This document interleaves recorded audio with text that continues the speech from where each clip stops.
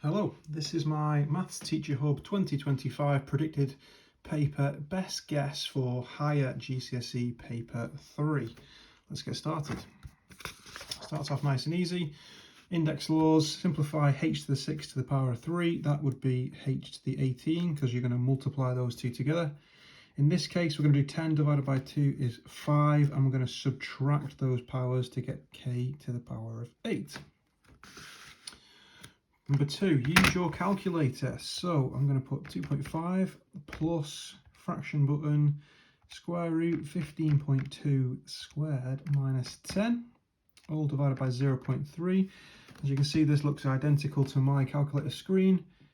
Get the decimal value. It says write down all the digits from your calculator display. So 52.0580467.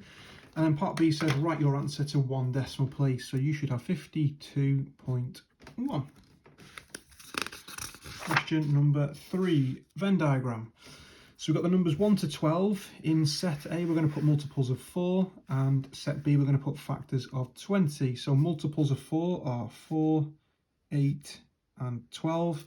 Factors of 20 are 1, 2, 4, 5, 10, and 20, which would have been in the list, but it's not there. So we've got 4 is in both, and then we've got 8 and 12 are the remaining multiples of 4.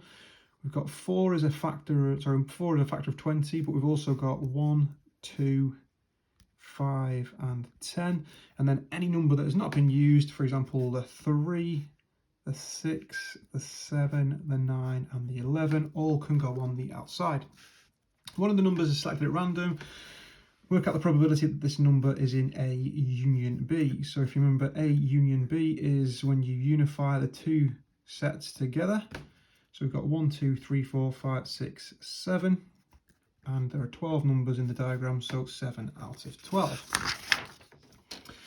A brand new shed is priced at £7,000, and in a sale, the shed is reduced to £5,950. Work out the percentage. So if you think about it as something, so we've got a starting number, which is £7,000, is our starting value. We're going to multiply it by something, and we get our answer of 5950. So I need to find my multiplier in this question, so I'm going to do 5950 divided by 7,000. 5950 divided by 7,000 gives me the value of 0.85, which means that my multiplier was 0.85. Doesn't mean it's gone down by 85%, it means it's now worth 85% of its value, so it's gone down by 15%. Question number 5, make y the subject. Well, the first thing I want to try and get y, we'll get rid of the square root really, so I'm going to end up with x squared equals 2y plus 1 all over y minus 1. Then I'm going to multiply throughout by y minus 1, so x squared multiplied by y, and then x squared multiplied by minus 1, so I'll get x squared y minus x squared, and I'm left with just the 2y plus 1 on the top. And then I want to try and get the y's on the same side, so I'll subtract this 2y, so I'll get x squared y minus x squared minus 2y equals the 1 on its own. I'm going to eliminate this minus x squared by adding x squared, so I'll end up with x squared y minus 2y equals, you can put x squared plus 1 or 1 plus x squared. They're both positive, so it doesn't really matter. Then I've got two y's here now, but I'm going to factorise that, so I'm going to end up with x squared minus 2 equals 1 plus x squared, and then all I need to do is divide throughout by x squared minus 2, and I should get 1 plus x squared all over x squared minus 2. And again, on the top you can have x squared plus 1, but on the bottom it has to be x squared minus 2. We've got a bearings question, so I'm going to need to use my protractor, which awkward. I had it here just a second ago when I did the other video. There it is. Okay, so we've got accurate diagram of two fire stations, A and B. We've got to find fire station C. It's on a bearing of 75 degrees from A, so 75 degrees would be approximately in this direction. And then 305 degrees from station B. So I've only got a half protractor with me today, but that'll be 180. I know that counting round will get me to 270, which is here, 280, 290, 300, 305, which is there. So we've got a 75 degree turn from this direction, and we've got a 305 degree turn from that direction. Therefore, that would be fire station C. The number 180 has been rounded to the nearest 10. Write down the error interval. That would be 175 and 185. Question number 8. Show that 2.5 divided by 1 4/5 is 1 7/18. I'm going to convert these into improper fractions. That's going to be 4. That's going to be 5 over 2. And that's going to be 9 over 5. A lot of people do keep, switch, flip. I get common denominators when I'm dividing fractions, so I'm going to turn them both into denominators of 10. So that'll be times by 5, so that's 25. That's going to be times by 2, that's going to be 18.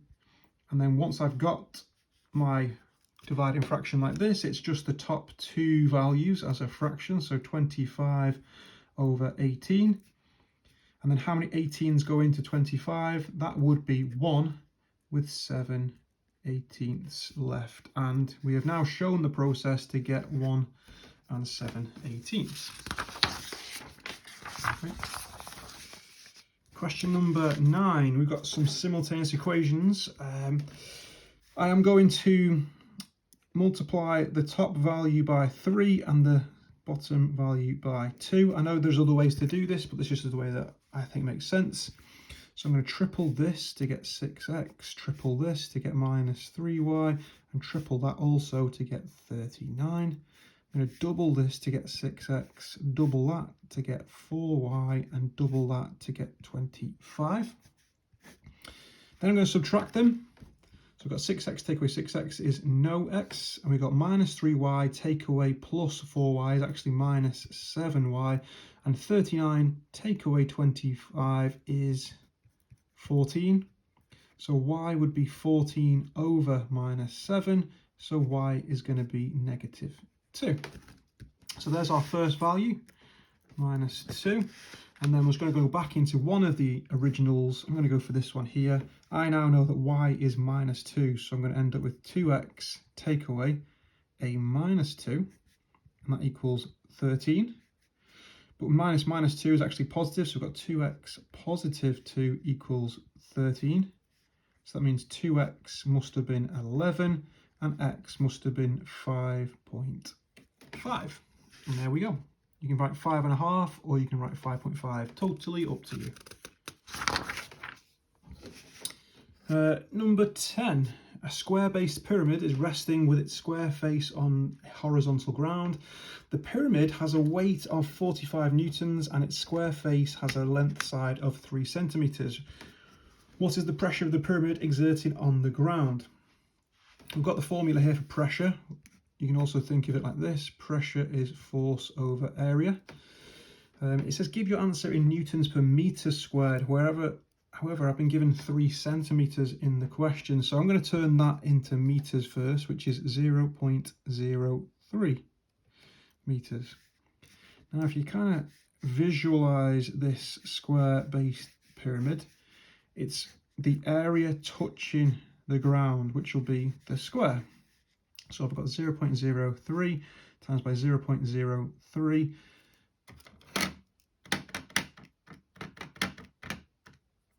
Which is 0.0009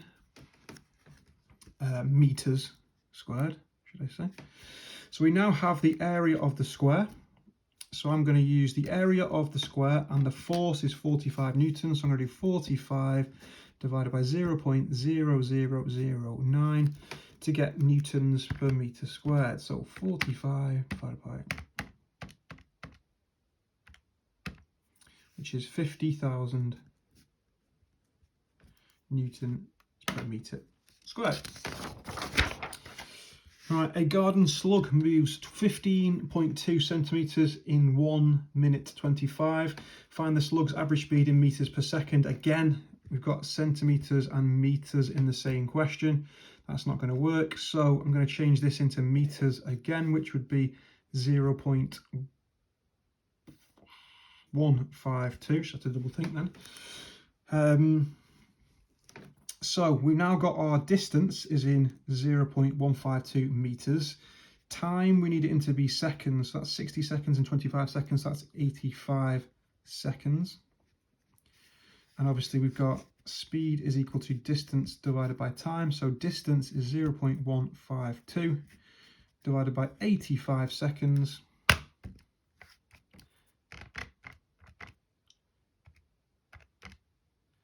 85 seconds it should be, 85, that's coming out at 0.0017882359, and it does say give it to two significant figures, which are these two values. However, the 8 will affect that to get 0.0018 meters per second.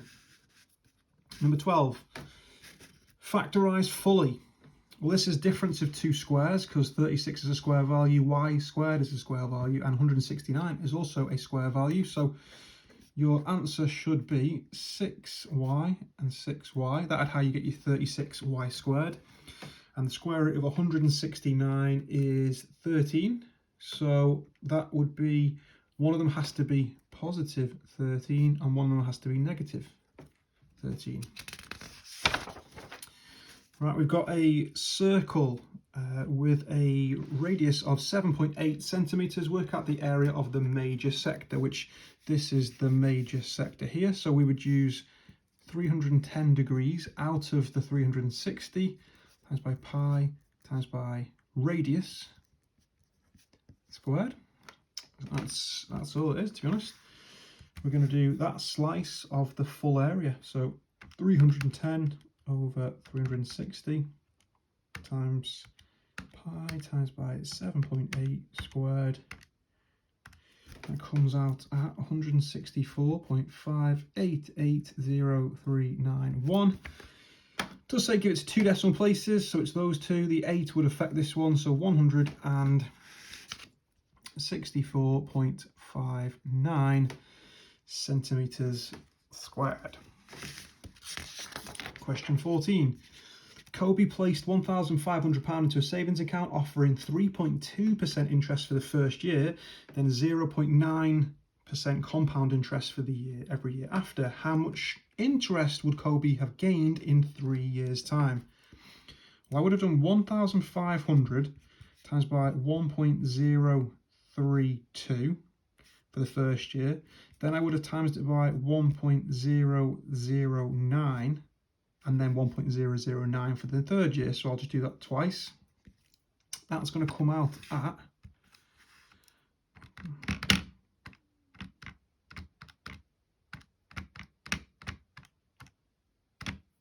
so we should have got 1575.99, I guess, when it's coming to money. Now, it's not asking how much he will have at the end of the 3 years, it's asking how much interest he has gained, which from this value, he started off with 1,500 quid and he's now got £1,575.99. So he's actually gained £75.99 on that question. Keep an eye out for the wording on something like that. 15. So the second term of a geometric sequence is 6. The fourth term of the same geometric sequence is 54. There are two possible values that could be the fifth term. Write down both of the values. So we've got 1, 2, 3, 4, 5. Okay, so the second term is a 6 and the fourth term is a 54. Now, if you remember, geometric sequences is when it's being multiplied by a value. So 6 is being multiplied by something and then being multiplied by something again to get 54. So think of it as 6 times by something squared is 54. Well, 6 times by 9 is 54, so that would be x squared is equal to 9. Obviously, the square root of 9 gives you two values. It's either going to be 3 or -3. So I'm saying that if this sequence was times by 3, then the fifth value of this would have been 54 times by 3, which is 162. However, I didn't know if this sequence was multiplying by -3, which would be pretty much the exact same answer, but minus 162. Number 16, Desi wants to work out an estimate for the total number of bats in a cave. On Monday, Desi catches 50 bats from the cave and puts a tag on each of them, then releases them back into the cave. On Tuesday, Desi catches 130 bats from the same cave. 4 of these bats have a tag from Monday. Work out an estimate for the total number. Well, on Monday, it was 50 out of we don't know. We don't know that total at the moment. However, on the Tuesday, 4 out of the 130 were tagged. So we can use this as kind of like a relationship, but how would I get from 4 to 50? Well, I'll be multiplying it by something, or you can just go backwards and say, right, well, 50 divided by 4 is 12.5. So multiplying this by 12.5, and if I multiply 130 by 12.5, I get that this value, if these were equivalent fractions, that fraction there would have been 1625. So my estimate would be that there is around about 1,625 bats in the cave. Number 17, the equation of the curve is y equals 3x squared plus 12x. The curve has one turning point. By completing the square, show that the coordinates of the turning point are -2, -12. You must show all your working. So I'm going to ignore this for a second. I'm going to try and find the turning point by completing the square here. So I'm going to take out a factor of 3 first. So I'm going to get x squared plus 4x. Then if I was going to complete the square on this value, I would actually get 3 brackets x plus 2 all squared. Or if I actually expanded that bracket now, I would get x squared, 2x and 2x, which is 4x, but I get a positive 4. So I don't want anything there, so I'm going to -4. Now I can kind of treat it like a expanding bracket. I'm going to multiply this and this, so I'll actually get 3 brackets x plus 2 all squared, and I'll get 3 times by -4, which is -12. And that is how you find the turning point. It's always this value with a different charge, so it's -2, and it's always this value as the same charge, so -12. And that's how you show how to find the turning point. Number 18, find the radius of a sphere with a volume of 2,572 centimeters cubed. Give your answers correct to the 2 significant figures. Well, we've got the formula here for volume.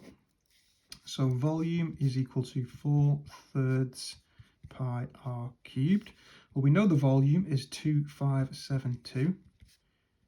4/3 times by pi times by r cubed. So we don't know anything else other than the volume. So I'm going to eliminate that first. So I'm actually going to do 2,572 divided by 4/3. Some people might not like that, but I'm going to, instead of timesing by 4/3, I'm going to divide by 4/3. The calculator is more than happy to do that for me though. So 2,572 divided by 4/3. Okay, so I've now got 1929 is equal to pi times by r cubed. Then I'm going to eliminate this times by pi, so I'm going to get 1929 divided by pi equals r cubed. And then, to be honest, I could probably get rid of the cube as well by cube rooting, and that should give me my radius straight away. So I'm going to put the cube root of 1929 all divided by pi, and that's coming out at a radius of 8.499514. And again, it does say for 2 significant figures in this one, so that will be those two. The 9 will affect this to get 8.5 centimeters. Number 19.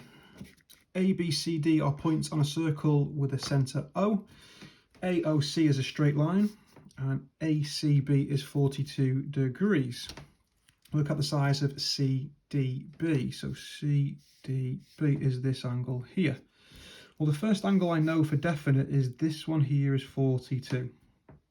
And I know that because one of the circle theorem rules is if this was a chord, the angle that comes away from the same chord are always equal. So I would say BDA is equal to 42 degrees because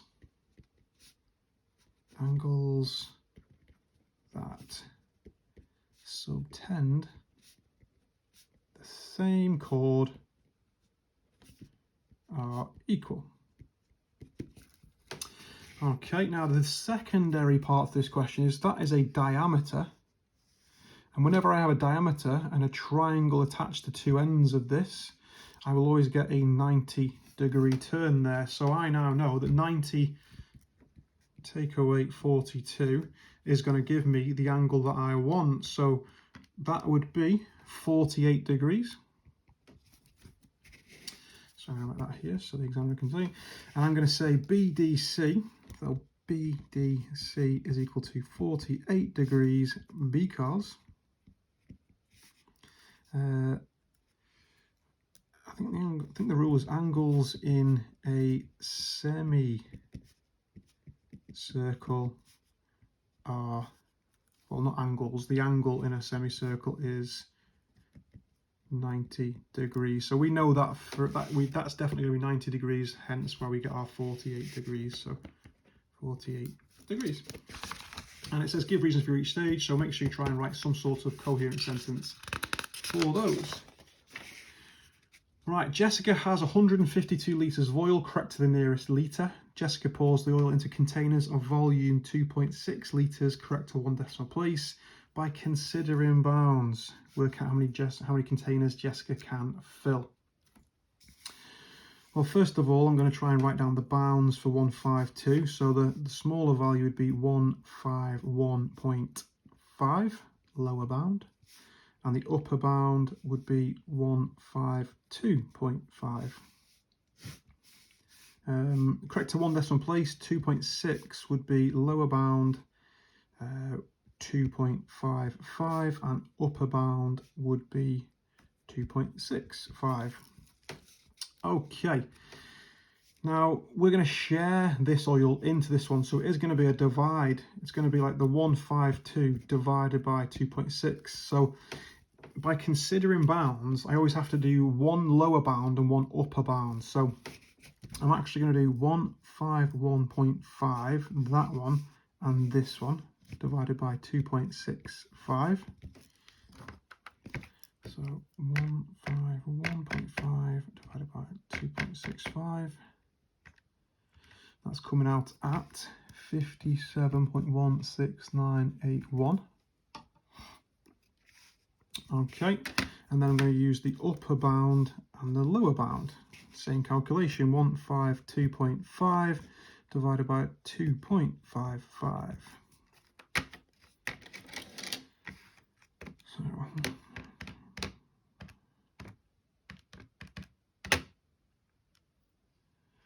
okay, and that's coming out at 59.8039.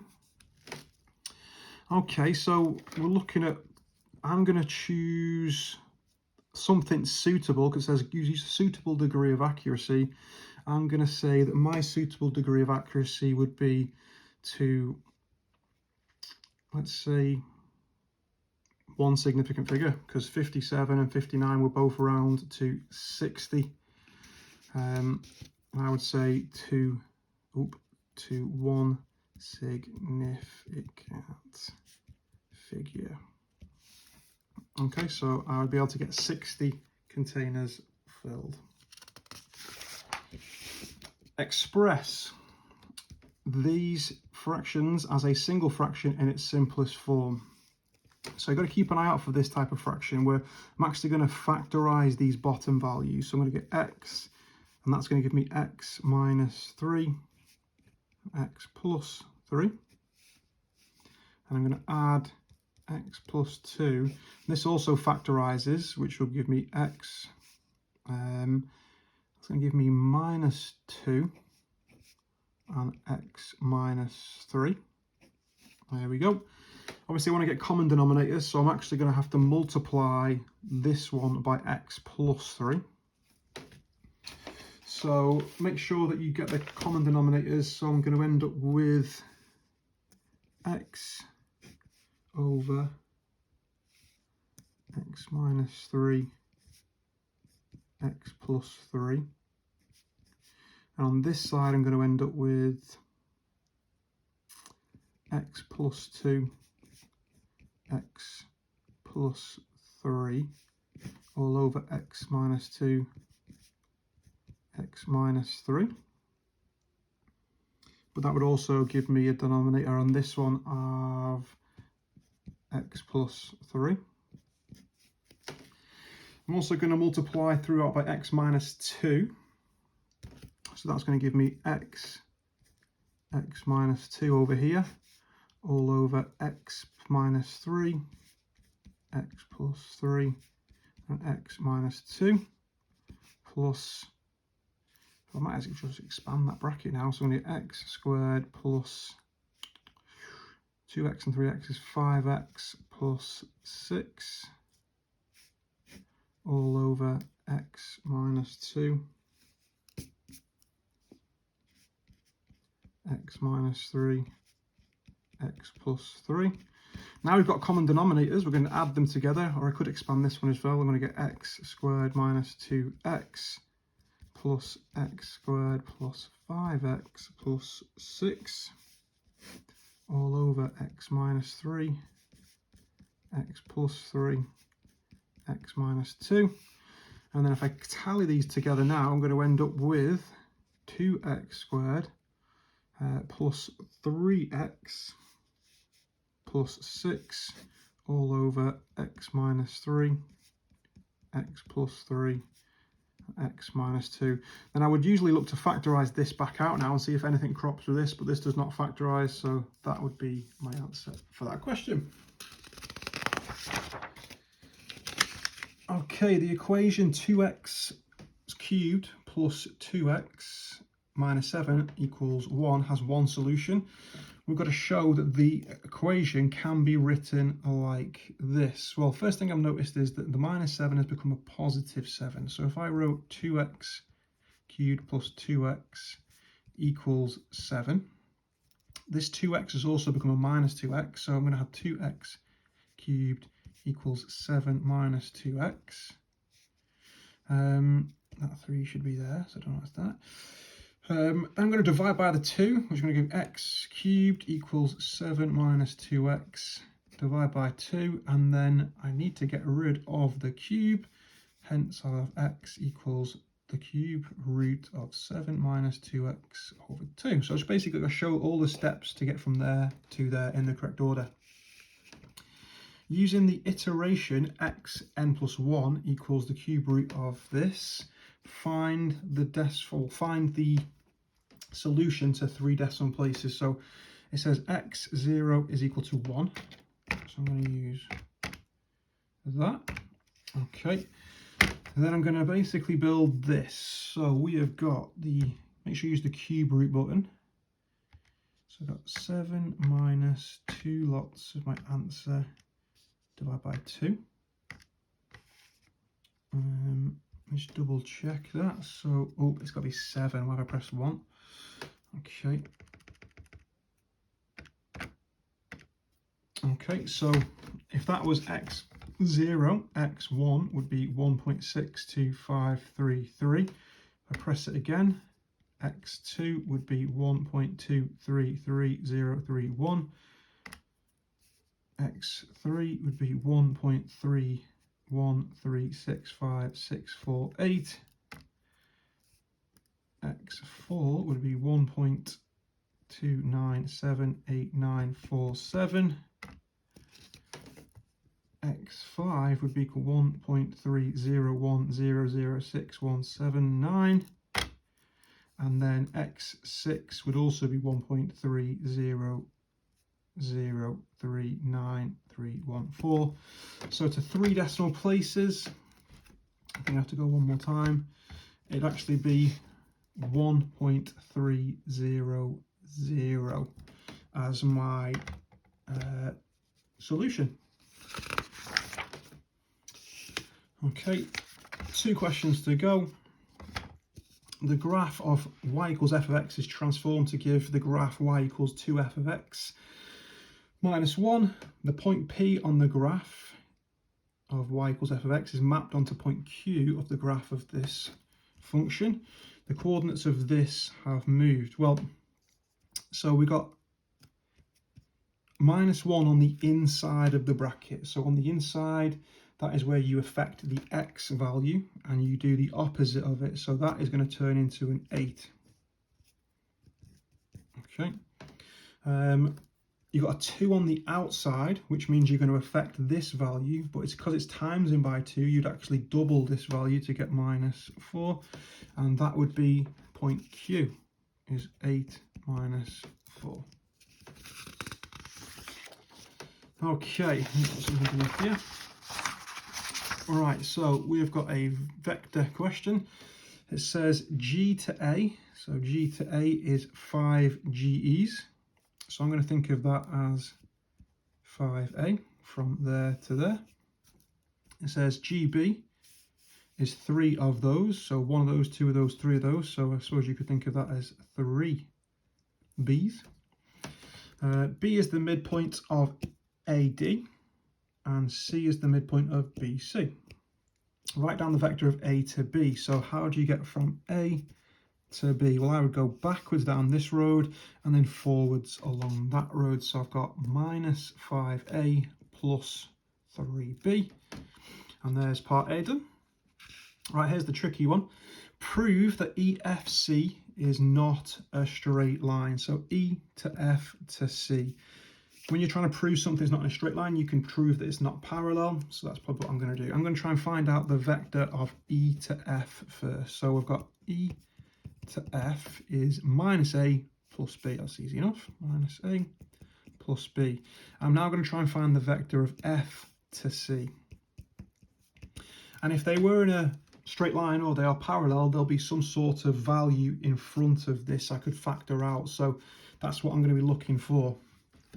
Okay, so we now need to find, well, I need to get from there to there. Well, that's going to be 2 B's, so that's going to be positive 2 B's, and then I need to find this value.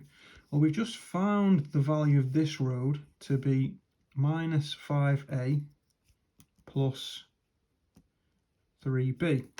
Now, it does say that B is in the middle of A, so A to D, so I'm going to say that this part of the road is also minus 5A plus 3B. So if I want to get from B to C, I'm basically going to go half of that road. So that's going to be minus 2.5 of A and plus 1.5 of B. So I would go forward 3B and then minus 2.5A plus 1.5B. So minus 2.5A plus 1.5B. So in total, that would be plus 3.5B minus 2.5A. Obviously, this one's got minus A first, so I could rewrite that to minus 2.5A plus 3.5B. So I'm looking at that vector and I'm looking at this vector. Now, there is nothing I can factor out of this that will leave me with just an A and B. So I'm looking for something like FC is some version of EF, and there is no value that I can take out of this value. So I'm going to say that what should I put? There is no number for A so they are not parallel. Or on a straight line, I guess. Right, okay, so that's the end of my predicted paper. Hopefully some of those questions will be very similar to your GCSE paper on Wednesday.